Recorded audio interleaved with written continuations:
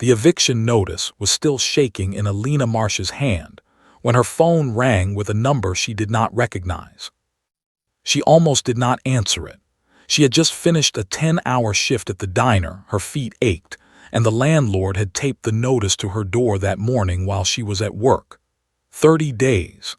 30 days to find rent money she did not have for herself and her 7-year-old son, Toby.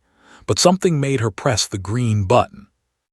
The voice on the other end was calm and official. It belonged to a lawyer named Nathan Price, calling from a small town 4 hours away called Ashcombe. He told her that her great-aunt, a woman named Beatrice Holloway, had passed away the week before. Alina barely remembered the woman. She had met her only once at a funeral when she was 9 years old. But according to Nathan Price, Beatrice Holloway had left her entire estate to Alina, and only to Alina. Alina laughed at first, thinking it was some kind of scam. Then Nathan Price said something that made her stop laughing. He said there was already a problem.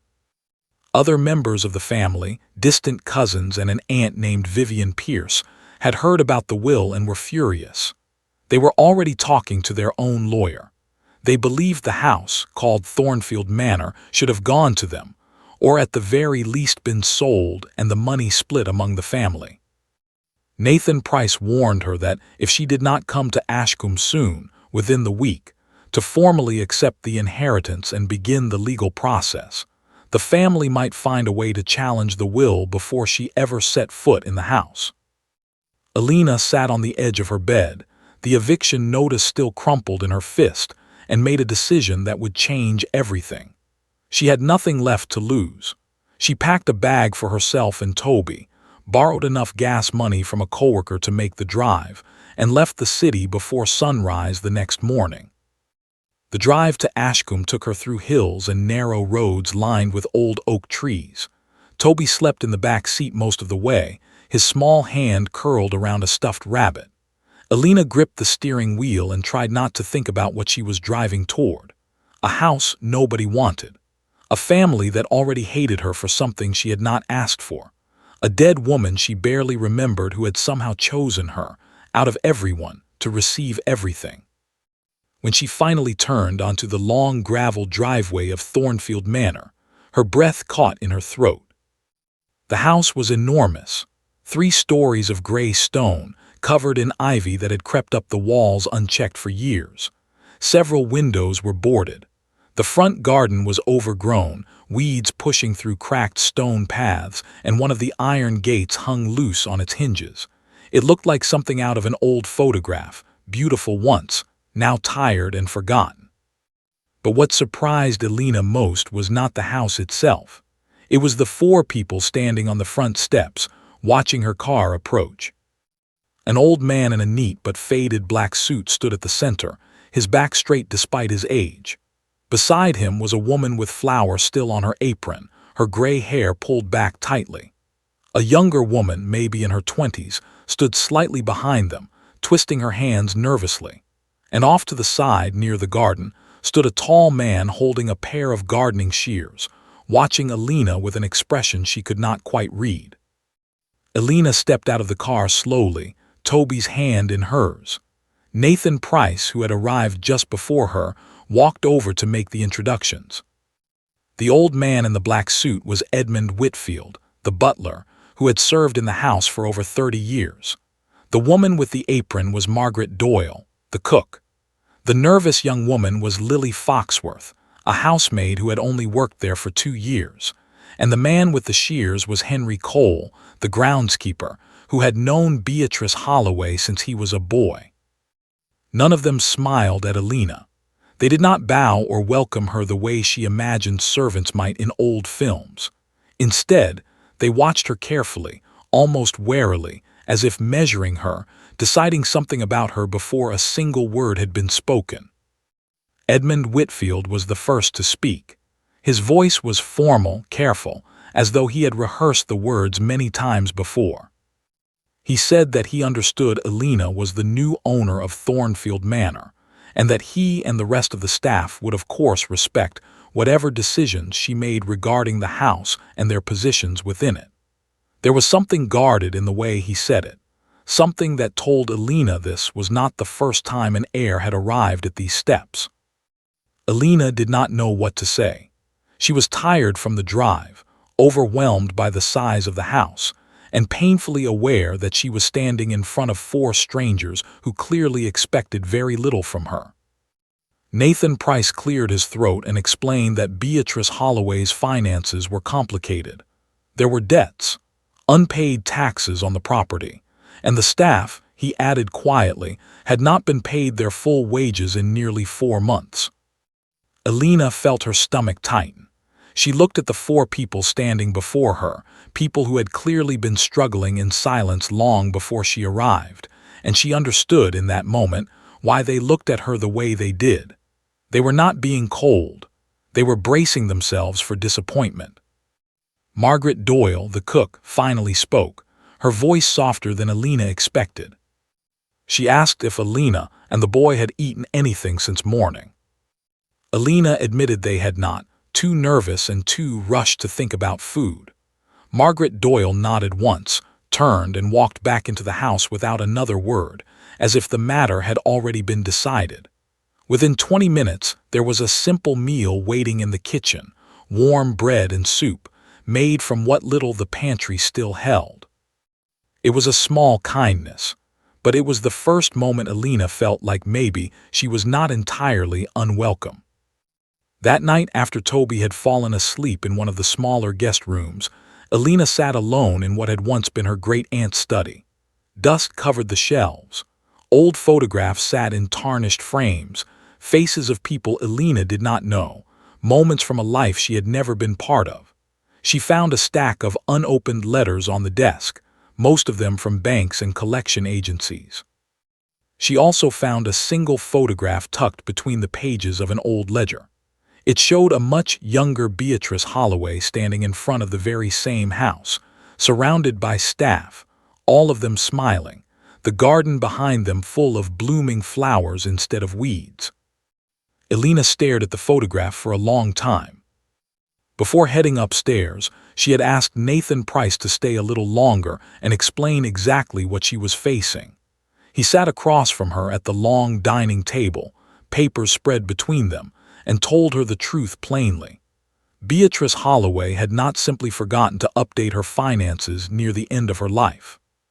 She had been fighting to hold onto the house for years, selling off pieces of land, borrowing against what remained, also that Thornfield Manor would not fall into the hands of relatives who saw it only as property to be divided and sold. Nathan Price explained that Vivian Pierce, Alina's aunt, had visited Beatrice several times in her final year, always suggesting the old woman move into a smaller home and let the family manage the estate. Beatrice had refused every single time. According to Nathan Price, she had told him privately that she trusted no one in the family except a niece she barely knew, a woman raising a child alone and working long hours just to get by. Someone who understood what it meant to hold on to something worth fighting for. Alina did not know what to make of that. She had never done anything to earn such trust from a woman she had met only once as a child. But sitting there, staring at unpaid bills and collection notices, she began to understand that her great-aunt had not left her a gift. She had left her a responsibility and possibly a battle. When Nathan Price finally left for the night, promising to return within a few days with more details about the estate's finances, Alina walked through the ground floor of the house alone. Most of the rooms were covered in sheets, furniture hidden beneath thick white cloth like sleeping ghosts. She found a locked door at the end of a hallway, the only door in the house with a fresh-looking lock, newer than everything around it. She tried the handle out of curiosity, but it did not budge. She made a note to ask Edmund Whitfield about it in the morning. Climbing the stairs at last, Alina checked on Toby, who slept soundly, undisturbed by the strange new house around him. She envied him a little, his ability to simply exist without worry, without understanding the weight now resting on his mother's shoulders. She thought about her apartment back home, now likely empty, the eviction notice still taped to a door that was no longer hers to open. She thought about her coworkers at the diner who had told her to just sell the old house and take whatever money she could get, then disappear back to her normal life. It would have been the easy thing to do.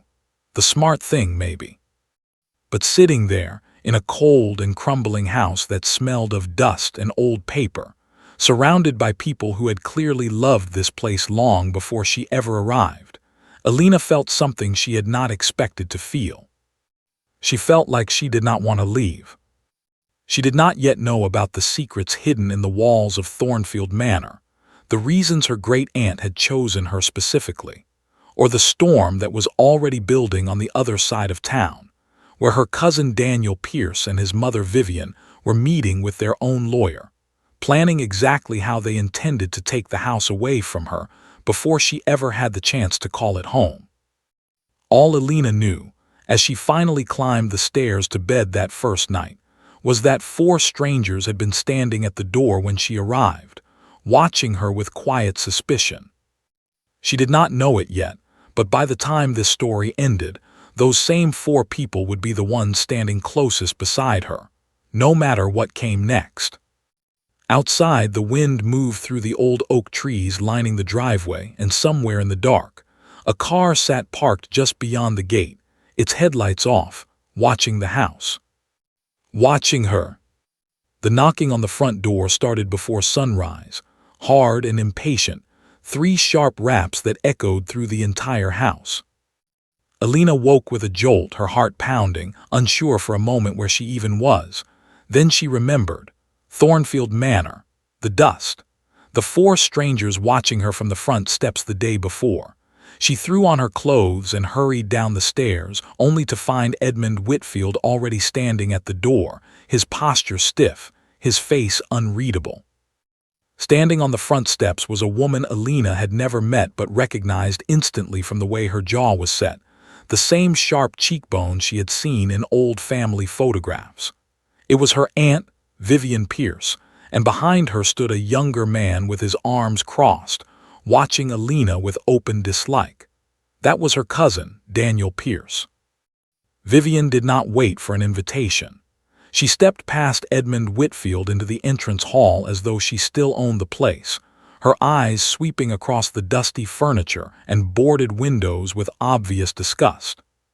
She told Alina, without any greeting at all, that this whole situation was a mistake that needed to be corrected quickly.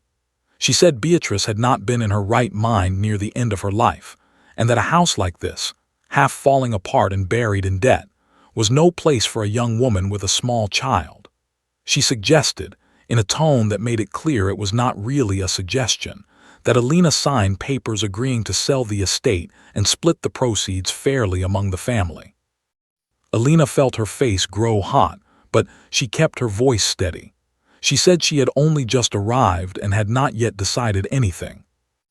Daniel Pierce laughed under his breath, a short, sharp sound. He said the house was falling apart around her already, and that within a month she would be begging them to take it off her hands. He glanced toward Edmund Whitfield and asked, almost mockingly, how long it had been since the staff had received their full wages. The question hung in the air like a challenge. Edmund Whitfield did not answer. His face remained perfectly composed, but Alina noticed his hands tighten slightly at his sides. Vivian Pierce pressed further, telling Alina that keeping on a staff of 4 people she did not need, in a house she could not afford, was foolish. She said the practical thing to do, the responsible thing, was to let the staff go immediately, sell whatever furniture and belongings had any value, and put the house on the market before the debts grew any larger. For a moment, Alina almost believed her. The woman's voice was confident, certain, the kind of voice that made doubt feel foolish. Alina had no real experience running a household, let alone an entire estate. She had no money to pay unpaid wages. She had no plan beyond simply surviving the next 30 days. But then she looked past her aunt, toward the kitchen doorway, where Margaret Doyle stood quietly, flour still on her hands from preparing breakfast, and beside her, Lily Foxworth, the young housemaid, gripping a cleaning cloth so tightly her knuckles had gone pale. Both women were watching the conversation unfold with the same guarded expression Alina had seen the day before, an expression that said they had heard exactly this kind of talk before, from exactly this kind of person.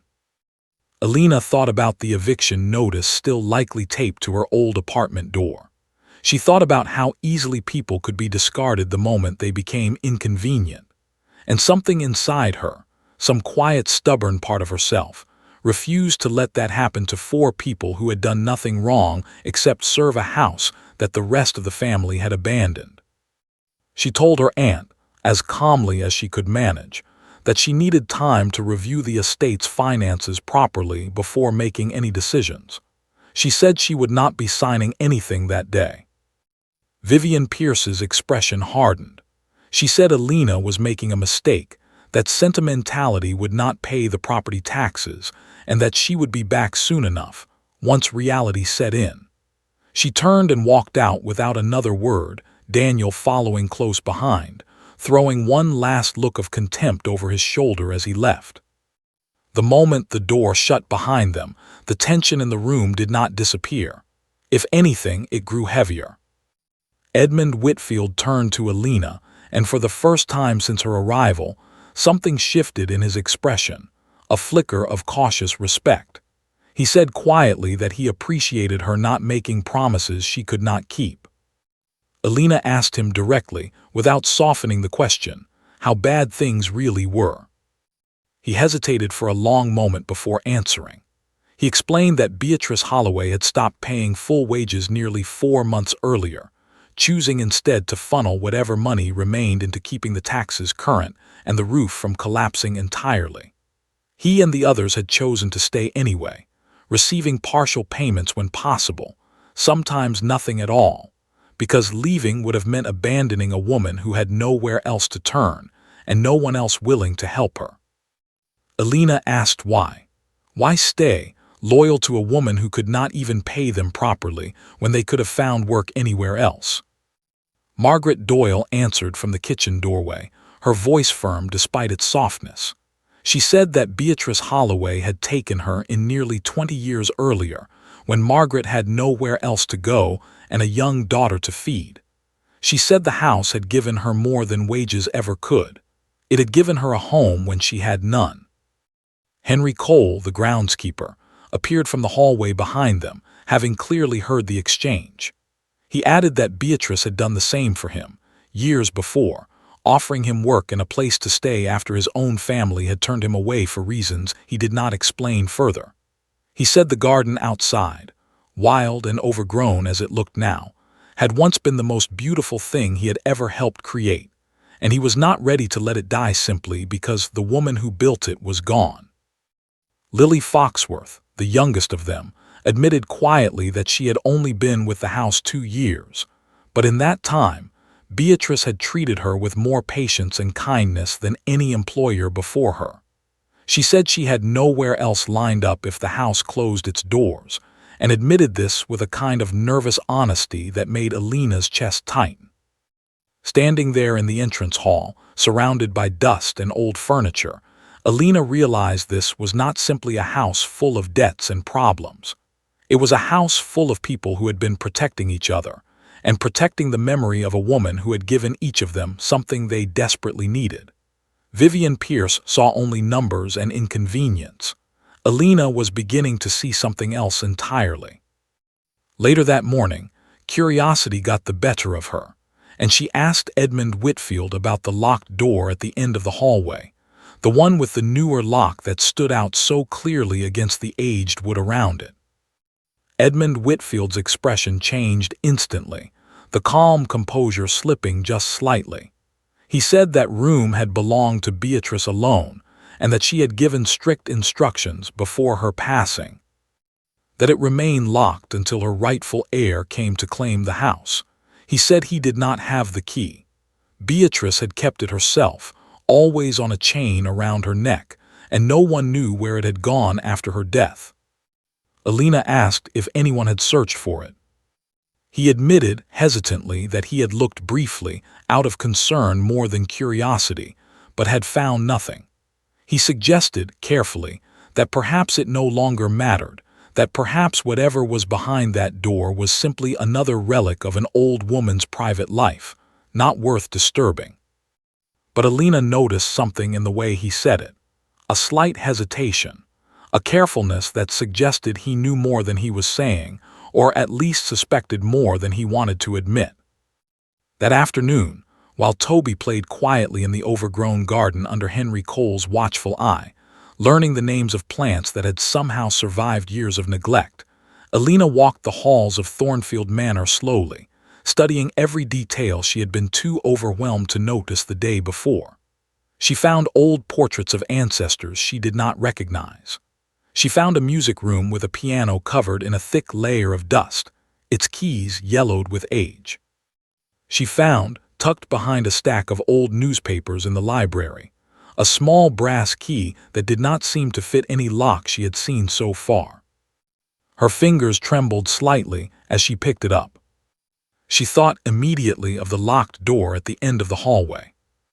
That evening, once Toby had been fed and settled into bed, and the staff had retreated to their own quarters for the night, Alina crept quietly down the hallway, the small brass key clutched tightly in her palm, her heart pounding with something between fear and determination. She reached the locked door, held her breath, and pressed the key into the lock. It did not turn easily. For a moment she feared it was the wrong key entirely, but with a firm push and a slow twist, she felt something give way inside the mechanism, and the door creaked open into a room that had clearly not been touched in years. Moonlight spilled through a single tall window, illuminating shelves lined with old boxes, stacks of papers, and in the center of the room, a large wooden trunk secured with a heavy padlock. Alina stood frozen in the doorway for a long moment, staring at the trunk, aware that whatever secrets her great-aunt had chosen to hide behind a locked door were now within her reach. She also became aware, with a chill running down her spine, that somewhere out beyond the tall window, past the overgrown garden and the crumbling stone wall, a pair of headlights sat parked along the road once again, exactly where they had been the night before. Someone was still watching the house, and Alina had a growing feeling that whatever was locked inside that trunk was precisely what they were waiting for her to find. Alina did not sleep that night. She sat on the floor of the locked room, the moonlight shifting slowly across the boxes and shelves, staring at the padlocked trunk as though it might open on its own if she waited long enough. She thought about calling Nathan Price immediately, but it was well past midnight, and something about the moment felt too private, too personal to share with anyone just yet. This had been her great-aunt's most guarded secret. Whatever it was, Alina felt she owed it to the woman, and to herself to face it alone first. She searched the shelves for another key, running her fingers along the underside of boxes, checking behind stacks of old letters, but found nothing that matched the padlock's shape. Eventually, exhaustion won out, and she returned to her room just as the first gray light of morning began creeping over the hills outside. When she woke a few hours later than she intended, she found Edmund Whitfield waiting for her outside her bedroom door, his expression unusually tense. He told her quietly that Henry Cole had found something strange near the garden wall that morning. Footprints, fresh ones, pressed into the soft earth beneath the tall window of the very room Alina had entered the night before. Someone had been standing outside, watching, close enough to see directly into the room through the gap in the curtains. Alina felt a chill run through her. She had not imagined the headlights after all. She followed Edmund Whitfield down to the garden, where Henry Cole knelt beside a patch of disturbed soil, his expression grim. He explained that the footprints led from the road, along the edge of the property, straight to the window, then back again. Whoever it was had not tried to break in. They had simply watched. Henry Cole suggested it might have been nothing more than local teenagers, curious about the old house now that word had spread through town about the new owner's arrival. Ashcombe was a small place, he explained, and news of Beatrice Holloway's death, along with the family disputes surrounding her will, had already become the subject of considerable gossip. But Alina noticed the uncertainty in his voice, the same uncertainty she had seen in Edmund Whitfield's face the day before when she asked about the locked room. She began to suspect that the staff knew more about the house's secrets than they were willing to say outright, not out of dishonesty, but out of a loyalty to Beatrice that even death had not diminished. That afternoon, Nathan Price arrived as promised, carrying a thick folder of documents detailing the estate's finances. He sat with Alina in the study, laying everything out plainly. The debts were significant but not impossible to manage, provided she could find a way to stabilize the property's income and negotiate with the bank for more time. He mentioned a local banker named Gordon Blake, who had handled the estate's accounts for years and might be willing to discuss a restructured payment plan, given enough persuasion. Alina listened carefully, absorbing every detail, but her mind kept drifting back to the locked room and the padlocked trunk waiting inside it. Finally, she asked Nathan Price directly if he knew what Beatrice had been hiding. He looked genuinely surprised by the question, then admitted that Beatrice had mentioned, only once in a conversation shortly before her death, that there was something in the house meant only for the person who loved it enough to fight for it. He said he had assumed it was simply sentimental talk, the kind older clients often expressed near the end of their lives. He had not realized she meant it literally. Alina decided then and there that she needed to open that trunk whatever it took. That evening, with Henry Cole's help, she pried the padlock open using an old set of tools from the garden shed, the metal finally giving way with a sharp crack that echoed through the quiet room. Inside the trunk, beneath layers of old fabric and yellowed paper, Alina found something she had not expected at all. Deeds, dozens of them, some dating back decades, for parcels of land surrounding Thornfield Manor that Beatrice had apparently never sold, despite what everyone, including Nathan Price, had believed. Alongside the deeds were old maps, carefully annotated in handwriting Alina assumed belonged to her great-aunt, marking specific locations across the property with small notes and symbols she did not yet understand. At the very bottom of the trunk, wrapped carefully in cloth, was a single letter addressed simply to whoever comes after me. Alina's hands trembled as she opened it. The letter, written in careful, steady handwriting, explained that Beatrice had spent years quietly buying back land that previous generations of the family had sold off out of greed or desperation. Land that held more value than most people realized, including access to a natural spring that local developers had once tried, unsuccessfully, to acquire for a bottling company decades earlier. Beatrice had refused every offer, understanding that whoever eventually inherited the full property, house and land together, would hold something far more valuable than a crumbling old manor. She had kept it secret deliberately, fearing that if certain family members learned of the land's true value too soon, they would find a way to seize control of the estate before it ever reached someone who truly deserved it. The letter ended with a simple request: protect this place, protect the people who protected it for me. Alina sat in the dim room for a long time after reading those words, the full weight of what she now held finally settling over her.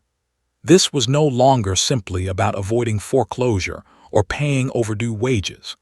This was about protecting something her great-aunt had fought fiercely to preserve, something that made the desperate visits from Vivian Pierce and Daniel Pierce suddenly make a great deal more sense.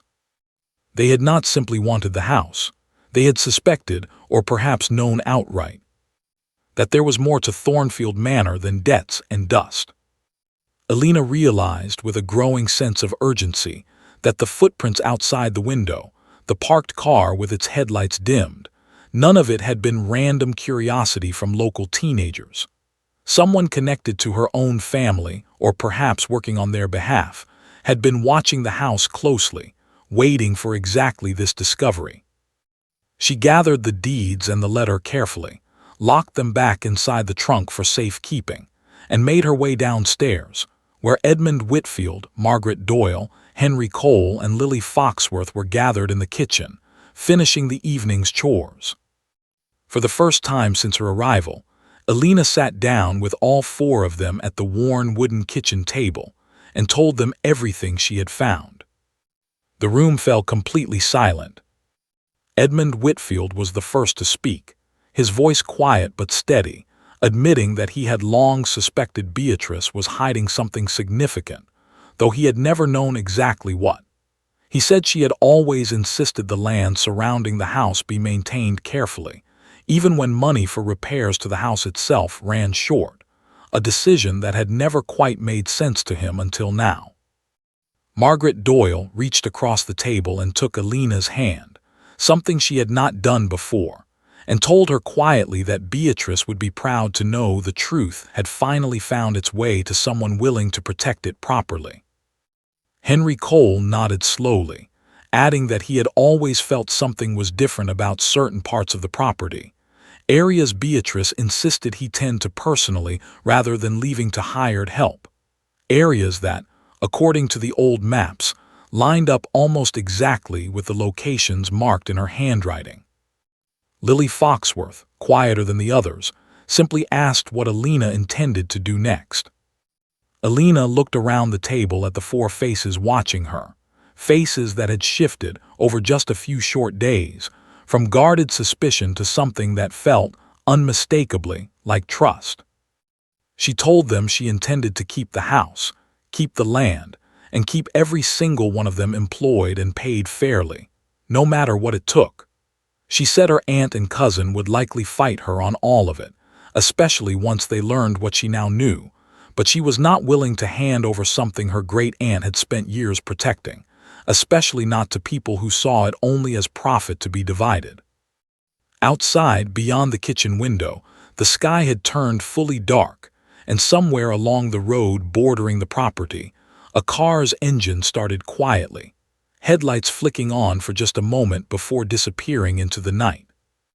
Alina did not see it happen, but Henry Cole, glancing toward the window at exactly the right moment, did.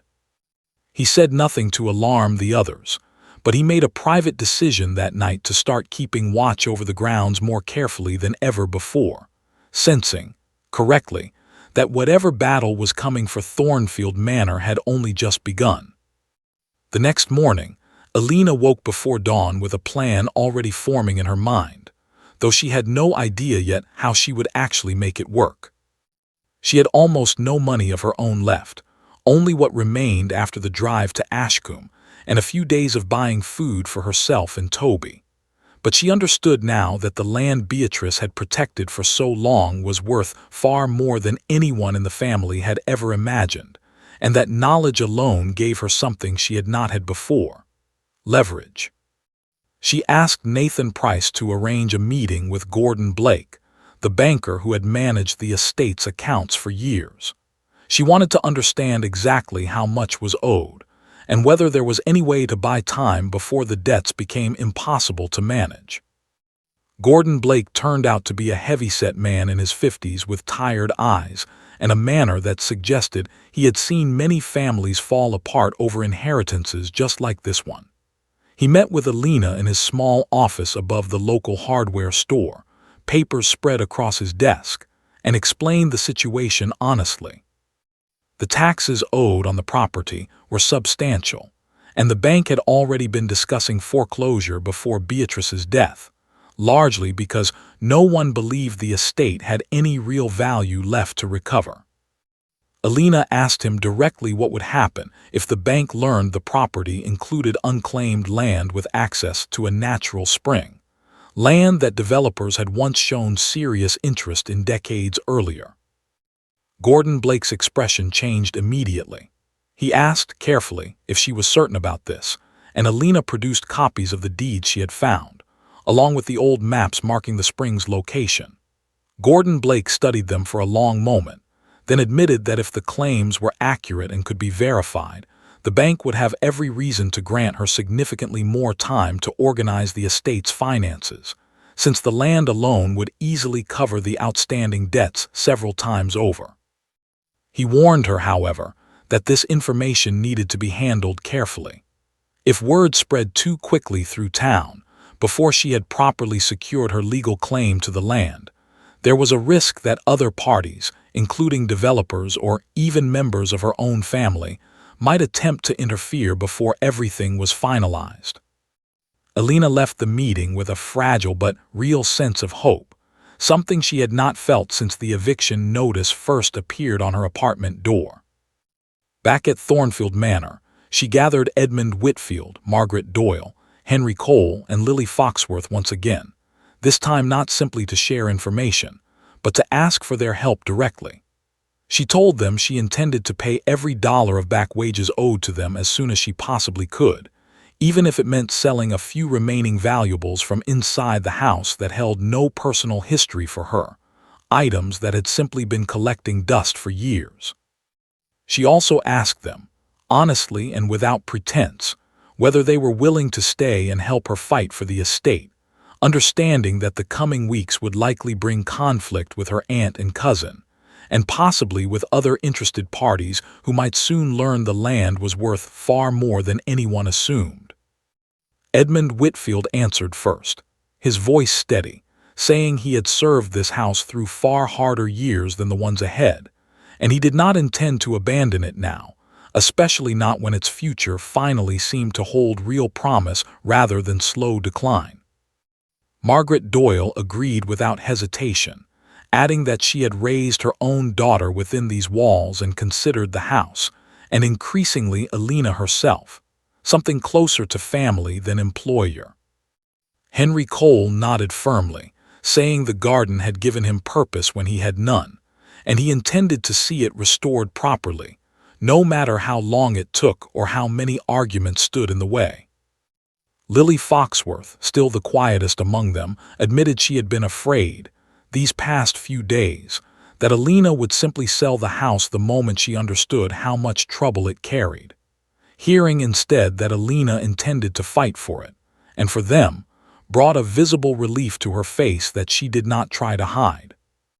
With their support settled, Alina turned her attention to the practical work of stabilizing the house itself.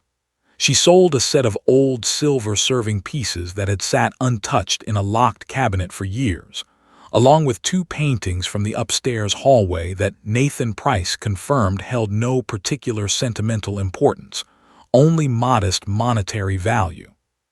Combined, the sales provided enough money to pay each staff member a significant portion of their overdue wages, with a promise of the remainder once the estate's larger finances were properly resolved. The relief on their faces, seeing real money finally placed in their hands after months of uncertainty, told Alina more clearly than any conversation could that she had made the right decision. Over the following days, Alina threw herself into the physical work of restoring the estate, working alongside the staff rather than simply directing them from a distance. She helped Henry Cole clear years of overgrowth from the garden paths, her hands blistering from unfamiliar labor, learning slowly which plants needed saving and which had become too wild to salvage. She spent hours in the kitchen with Margaret Doyle, not merely eating the meals prepared for her, but learning to cook alongside the older woman, listening to stories about Beatrice Holloway that painted a picture far richer and more complicated than the distant relative Alina barely remembered. Through these stories, Alina began to understand her great-aunt more fully. Beatrice had married young, into a family with old money and older expectations, only to lose her husband early and find herself, decades later, the sole caretaker of a fatting estate that everyone else in the family had written off as a burden rather than an opportunity. She had chosen, deliberately and stubbornly, to protect what remained rather than sell it off piece by piece, even when doing so meant living far more modestly than her relatives believed she should. Edmund Whitfield, over long afternoons spent sorting through decades of old records in the study, shared his own history with the house, having arrived as a young man fresh out of work during difficult economic years, given a position by Beatrice's late husband and staying on long after most people would have moved to easier employment elsewhere.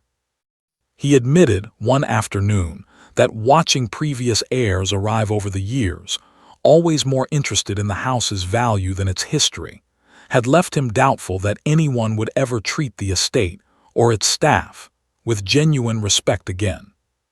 He told Elena, quite plainly, that her willingness to work alongside them, rather than simply command them, had changed his opinion of her considerably.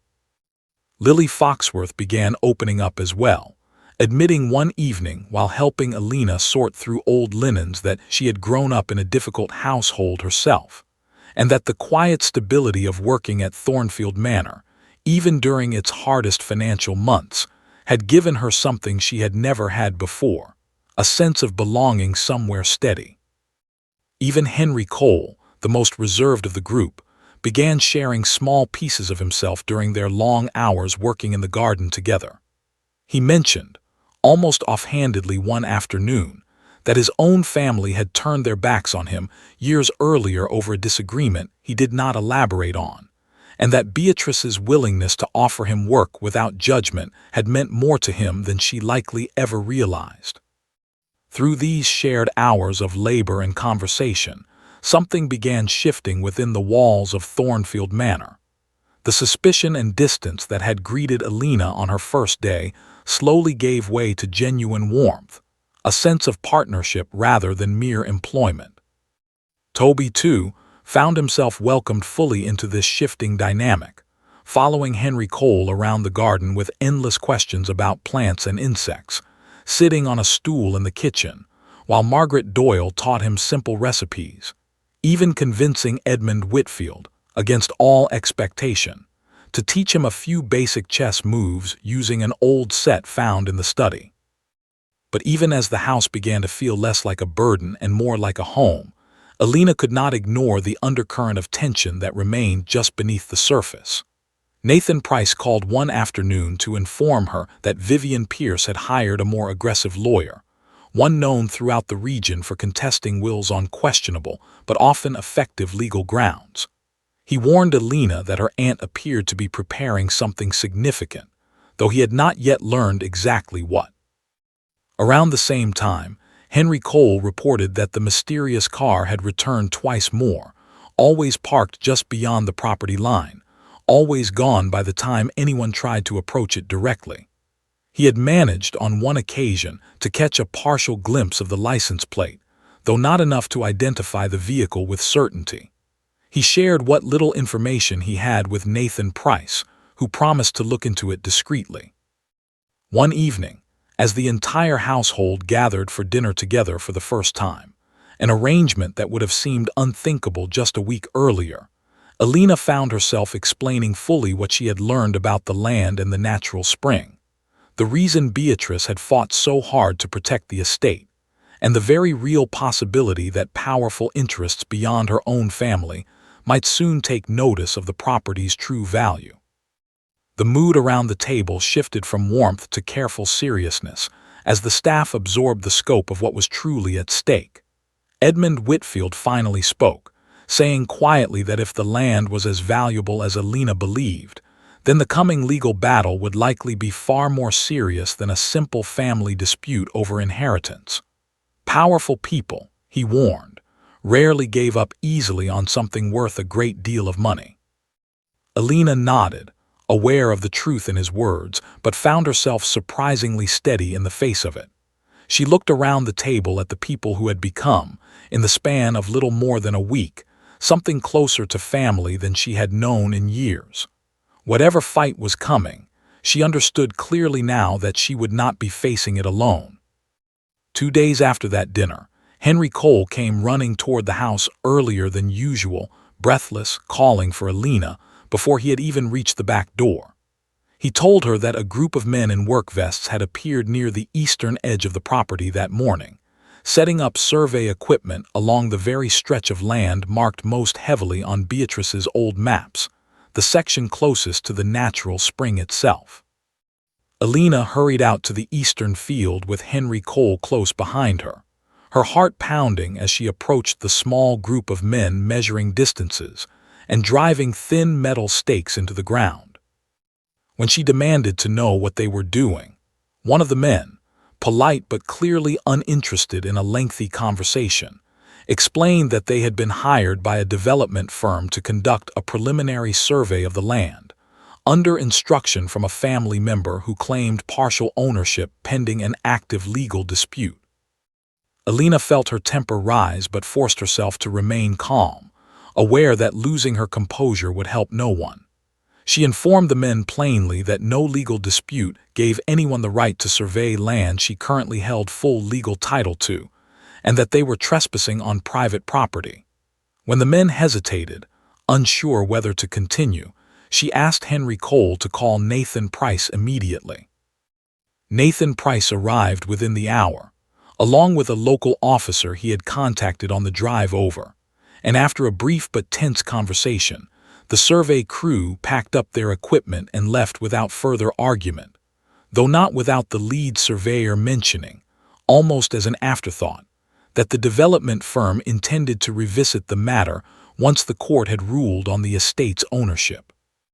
That evening, Nathan Price sat with Alina in the study, his expression more serious than she had seen it before. He explained that this kind of aggressive maneuvering suggested her aunt's legal challenge was not simply about proving Beatrice's mental state near the end of her life. It was very likely being financially supported, at least in part, by the same development firm eager to gain access to the spring, meaning the coming court battle carried financial motivations on both sides far larger than a simple family disagreement over inheritance. Alina absorbed this news quietly, aware that the stakes had grown considerably higher than she had first understood. She thanked Nathan Price for his quick response and asked him plainly what she could do to ensure nothing like the survey crew's appearance happened again before the hearing. He suggested formally registering the property boundaries with the county office, a simple legal step that would make any future unauthorized access far easier to challenge immediately rather than through lengthy argument. Alina agreed without hesitation, and within days, clear boundary markers had been placed along the entire eastern edge of the property, a quiet but firm declaration that the land, and everything it held, belonged fully to her. That certainty settled over her like a quiet kind of armor as she helped clear the dinner table that night, unaware that just beyond the property line, in a car with its headlights dimmed, Daniel Pierce sat watching the warmly lit windows of Thornfield Manor, a phone pressed to his ear, already discussing with his mother exactly how far they were willing to go to take it all away. The legal papers arrived exactly 1 week later, delivered by a courier who did not wait for a reply before driving off down the gravel road. Alina opened the thick envelope at the kitchen table, her hands trembling slightly as she read through the formal language. Vivian Pierce, through her newly hired lawyer, was formally contesting Beatrice Holloway's will, claiming that the elderly woman had not been of sound mind in her final months, and that the entire estate, including the previously unknown landholdings, should therefore be redistributed among the surviving family members rather than left solely to Alina. Nathan Price arrived within the hour, having received his own copy of the filing, his expression grave as he sat down across from Alina to explain what this meant. Contesting a will on the grounds of diminished mental capacity was not easy to prove, he said. But it was not impossible either, especially if Vivian Pierce's lawyer could find even a handful of witnesses willing to suggest that Beatrice had shown signs of confusion or poor judgment in her later years. Alina asked bluntly whether such witnesses actually existed. Nathan Price admitted he did not know for certain, but he suspected that money, offered generously enough, had a way of producing convenient testimony where none had existed before. The news spread quickly through the household. Margaret Doyle grew unusually quiet at the stove that evening, and Alina noticed her hands shaking slightly as she stirred a pot of soup no one felt much like eating. When Alina gently asked what was wrong, Margaret admitted, after a long hesitation, that a man matching Daniel Pierce's description had approached her at the market in town earlier that week, asking casual-sounding questions about Beatrice's health and behavior during her final months. At the time, Margaret had thought little of it, assuming it was simple concern from a grieving relative. Now, she understood it for what it truly was. Alina felt a cold anger settle over her, quiet but firm. She realized that her family's attack was not going to remain confined to lawyers and paperwork.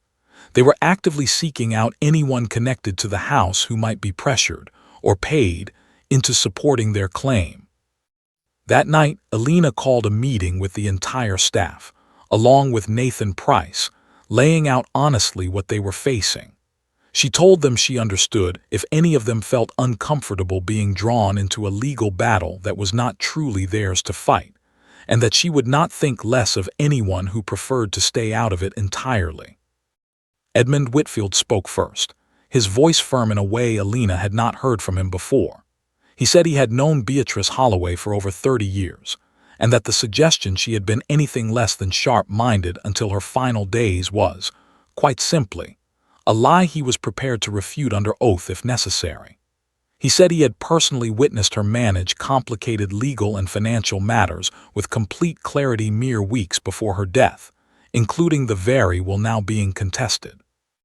Margaret Doyle agreed immediately, adding that she had spoken with Beatrice daily in those final months and had seen no decline in her mental sharpness, only physical exhaustion from a body that had simply grown tired after a long life.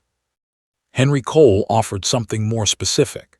He mentioned that Beatrice had, in fact, walked the entire property with him only 2 months before her death, discussing in careful detail exactly which sections of land needed particular attention, and why, referencing the very locations marked on the old maps Alina had discovered in the locked room.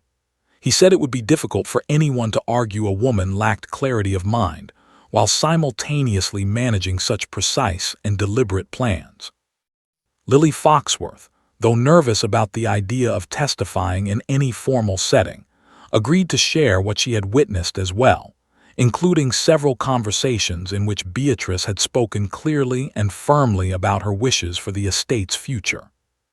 Nathan Price listened carefully, taking notes as each staff member spoke, and told Alina afterward that this kind of consistent, detailed testimony from people who had spent daily time with Beatrice would likely carry significant weight in court, particularly against a claim built mostly on suggestion and financial motive rather than solid evidence. Over the following days, the household transformed once again, this time into something resembling a small command center. Nathan Price visited frequently, preparing statements and gathering documentation. Gordon Blake confirmed, after careful verification, that the land deeds Alina had discovered were entirely legitimate, further strengthening her position by demonstrating that Beatrice had been managing complex financial decisions with clear intention right up until her death. Word of the dispute inevitably reached the wider town of Ashcombe, and Alina discovered, with some surprise, that public opinion did not favor her aunt and cousin nearly as much as they likely assumed it would. Several longtime residents, upon hearing that Vivian Pierce was attempting to challenge the will, came forward on their own to share memories of Beatrice's sharp wit and careful management of her affairs, memories that only added further weight to the staff's testimony. Even Gordon Blake, cautious as bankers tend to be about involving themselves in family disputes, mentioned quietly to Nathan Price that he would be willing to confirm, if asked, that Beatrice had personally and clearly negotiated several financial arrangements with the bank in the final year of her life, further undermining any claim of diminished capacity. Despite this growing support, the pressure on Alina did not ease. Daniel Pierce began appearing more openly around the property, no longer hiding in a parked car but walking the edges of the land itself, sometimes accompanied by men in business attire who Henry Cole suspected, correctly, were representatives from a development company interested in the natural spring located on the estate. One afternoon, Alina confronted Daniel directly near the garden wall, demanding to know what he thought he was doing walking freely across land that was not his. Daniel, without much shame, admitted that regardless of how the legal challenge played out, there were parties very interested in purchasing the spring property, and that it would be far easier for everyone involved, himself included, if Alina simply agreed to sell before things became more complicated than necessary. Alina asked him plainly whether he had ever once, in his entire life, cared about the house itself, or the people who lived and worked within it, rather than simply its potential value. Daniel had no real answer for that, only repeating that practicality mattered more than sentiment, echoing almost exactly the words his mother had used during her first visit. That evening, shaken but more resolved than ever, Alina sat with Edmund Whitfield in the study, going through Beatrice's old records once more, searching for any additional evidence that might strengthen her position. It was Edmund who found it, tucked inside an old ledger, a handwritten note from Beatrice dated only months before her death, explicitly stating her intentions regarding the estate and specifically naming Alina as the person she trusted to protect it, along with detailed reasoning that demonstrated, beyond any reasonable doubt, a mind fully aware and deliberate in its decisions. Nathan Price, upon reviewing the note the following morning, said it was precisely the kind of clear, dated evidence that could significantly weaken any claim of diminished capacity, especially combined with the consistent testimony already gathered from the staff and townspeople. As the court date approached, tension inside Thornfield Manor grew thick, though it no longer carried the same suspicion and distance that had marked Alina's first days there.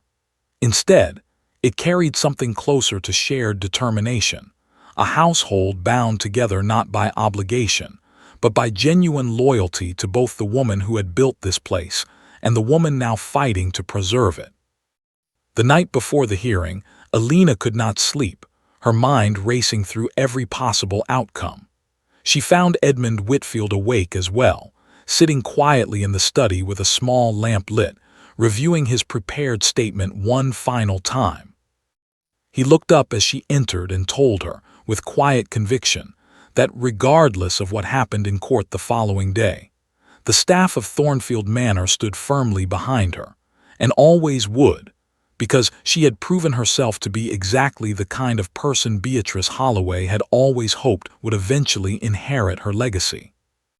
Alina thanked him quietly, then walked to the window overlooking the front drive, staring out at the dark garden Henry Cole had worked so hard to restore, the same garden where, just weeks earlier, a car with dimmed headlights had watched the house with quiet menace. Tomorrow, she knew, everything would finally come to a head.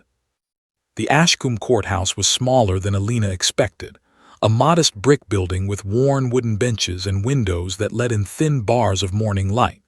She sat beside Nathan Price at a plain table, her hands folded tightly in her lap, while across the aisle Vivian Pierce sat with her lawyer, her expression composed but tight around the eyes, and Daniel Pierce beside her, arms crossed, avoiding Alina's gaze entirely. Behind Alina, filling nearly 2 full rows of benches, sat Edmund Whitfield, Margaret Doyle, Henry Cole, and Lily Foxworth, along with several residents from Ashcombe who had come forward in the past weeks to offer their own memories of Beatrice Holloway. Toby sat quietly beside Nathan Price's assistant near the back, coloring on a piece of paper, unaware of the full weight of what was unfolding around him. The judge, an older woman with sharp eyes and a no-nonsense manner, opened proceedings by summarizing the claim brought forward by Vivian Pierce's lawyer, who argued that Beatrice Holloway had shown clear signs of confusion and impaired judgment in the final year of her life, making her incapable of properly understanding the decisions reflected in her final will.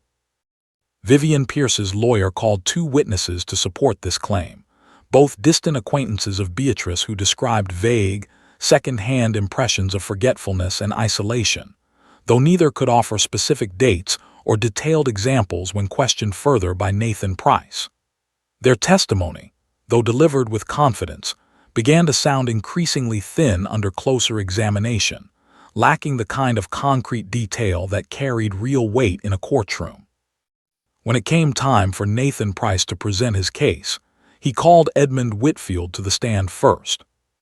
Edmund spoke clearly and without hesitation, describing in careful detail conversations he had witnessed between Beatrice and her bank regarding the estate's finances, meetings during which she had negotiated firmly and precisely, understanding every clause and condition discussed. He described the day, only weeks before her death, when she had personally reviewed and signed her final will in his presence, reading each page carefully and asking pointed questions about specific legal language before signing. Margaret Doyle followed, describing daily conversations with Beatrice that showed no signs of confusion, only physical tiredness that came naturally with age. She spoke of Beatrice's sharp memory for details, recalling recipes and household matters with the same precision she had shown throughout the decades Margaret had known her. Henry Cole's testimony proved especially compelling, as he described walking the property with Beatrice only 2 months before her passing, during which she had pointed out specific locations tied to the old land deeds, explaining her reasoning for protecting each parcel with remarkable clarity and detail, matching precisely the handwritten notes found on the maps discovered in the locked room. Lily Foxworth, though visibly nervous, spoke honestly about her own experiences, describing Beatrice as attentive and clear-minded even in casual daily conversation, someone who noticed small details and remembered them accurately days or weeks later. Finally, Gordon Blake took the stand, confirming under oath that he had personally negotiated financial arrangements with Beatrice Holloway in the final year of her life, describing her as sharp, deliberate, and fully aware of the implications of every decision she made regarding her accounts and property.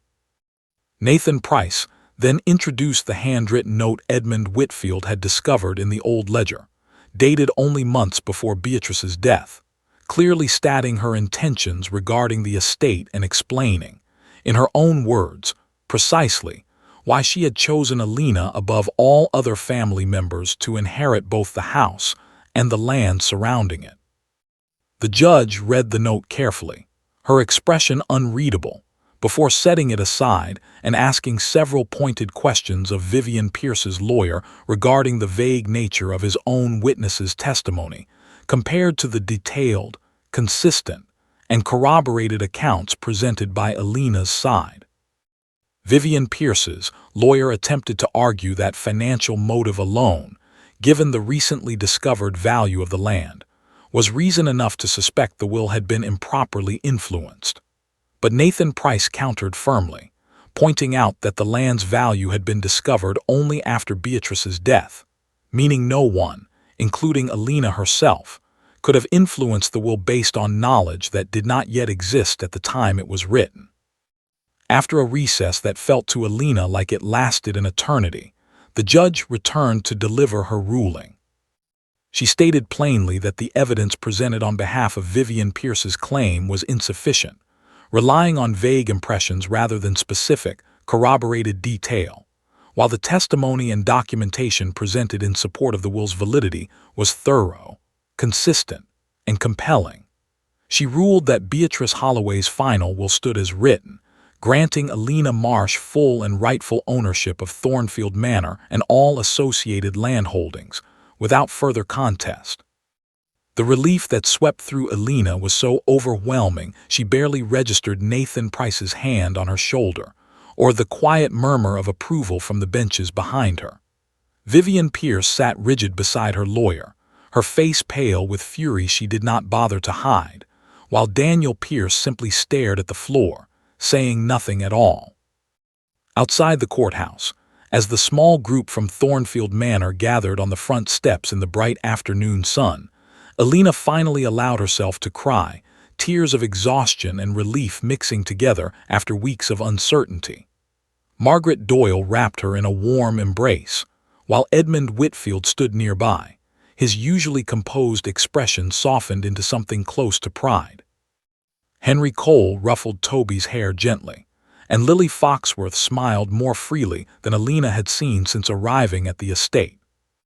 In the weeks that followed, life at Thornfield Manor changed in ways Alina could hardly have imagined that first day she arrived, exhausted and uncertain, to find four wary strangers waiting on the front steps. With the land's value confirmed and properly secured, Gordon Blake helped arrange a manageable repayment plan for the estate's remaining debts, using a portion of the property's newly recognized worth as collateral rather than being forced into a rushed and unfair sale. Alina chose not to sell any of the land to developers, despite several more offers that arrived once news of the spring's value spread further. Instead, working closely with Nathan Price, she placed the most sensitive portions of the property into a protected agreement that would prevent future development, honoring precisely what Beatrice Holloway had fought so hard to preserve. The house itself slowly came back to life. With stable finances finally in place, Alina hired a small local crew to help repair the roof and restore the boarded windows, while Henry Cole took charge of returning the garden to the beauty it had once held in the old photograph Alina had found that very first night. Margaret Doyle expanded the kitchen garden, growing fresh vegetables and herbs that found their way into meals shared, more often than not, by the entire household together rather than served separately to an employer dining alone. Edmund Whitfield, rather than stepping back into a purely formal role, became something closer to a trusted advisor and friend, helping Alina navigate the ongoing responsibilities of managing the estate while also, quietly and without much fuss, teaching Toby to play a proper game of chess in the evenings. Lily Foxworth, given the stability of steady wages and a household that finally felt secure, began taking evening classes in town, working toward a goal she had quietly held for years but never felt safe enough to pursue. Alina encouraged her at every step, remembering clearly how much the young woman's quiet loyalty had meant during the hardest days of the fight to save the house. Vivian Pierce and Daniel Pierce did not return to Thornfield Manor again. Word eventually reached Alina, through mutual acquaintances in town, that they had moved away from Ashcombe entirely, their reputation among locals considerably diminished after the public nature of the legal dispute and its outcome. Nearly a year after that first anxious drive up the gravel driveway, Alina stood once again on the front steps of Thornfield Manor, this time watching the garden bloom in full color, the ivy trimmed neatly along freshly painted stone walls, the windows clear and bright rather than boarded. Beside her stood Edmund Whitfield, Margaret Doyle, Henry Cole, and Lily Foxworth, no longer strangers eyeing a new arrival with cautious suspicion, but a family bound together by loyalty, hardship, and the shared restoration of something worth protecting. Toby ran across the lawn, chasing a small dog Henry Cole had brought home from town a few months earlier, his laughter echoing across grounds that had once sat silent and neglected. That particular afternoon, Thornfield Manor was preparing for its very first open garden day. An idea Margaret Doyle had suggested months earlier as a way of thanking the town of Ashcombe for its quiet support during the difficult months of the legal dispute. Long tables had been set up along the restored garden paths, covered with dishes Margaret had spent the entire week preparing, while Henry Cole gave informal tour of the flower beds and vegetable rows he had worked so hard to bring back to life. Local families wandered the grounds throughout the afternoon, admiring the restored stonework and the newly painted shutters, many of them remarking, within earshot of Alina, how wonderful it was to see the old house full of light and laughter again after so many years of quiet decline. Gordon Blake attended as well, standing near the garden fence with a plate of food in hand, telling Alina quietly that he had rarely seen an estate turn its fortunes around so completely, and that Beatrice, wherever she was, would surely be pleased. Late in the afternoon, once most of the visitors had begun making their way home, Alina found herself standing beside Edmund Whitfield near the front steps, watching the last of the golden light settle over the garden.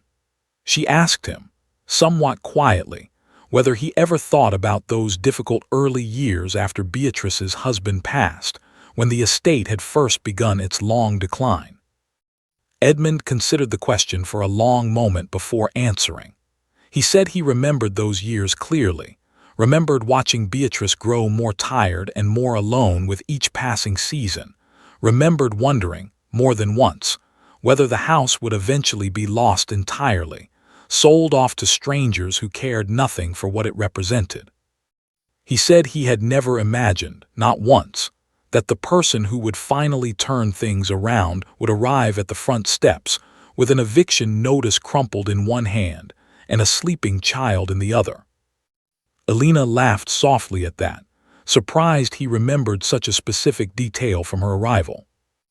Edmund smiled, something Alina had rarely seen from him in her earliest days at the house, and said that Beatrice had always believed the right person would eventually find their way to Thornfield Manor, someone who understood what it meant to fight for something worth keeping rather than simply inherit it and move on.